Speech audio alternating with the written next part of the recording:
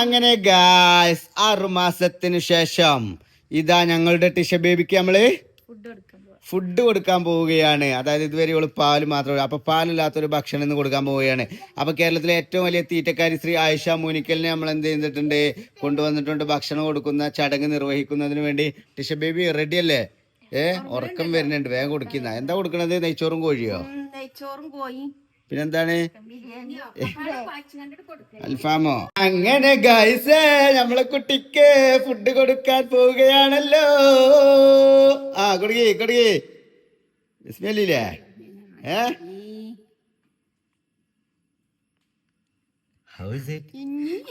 എങ്ങനെയുണ്ട്?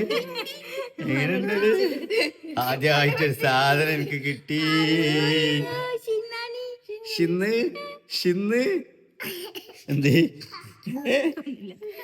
ഷിന്നോളിയോ? തിന്നു കൈയടിക്കടാ. കൈയടി.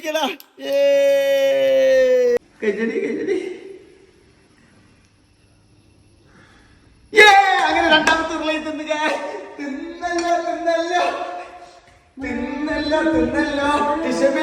കഴിച്ചല്ലോ. Dance Tisha baby കഴിച്ചല്ലോ. Food Tisha baby കഴിച്ചല്ലോ. എന്റെ ചാട്ടം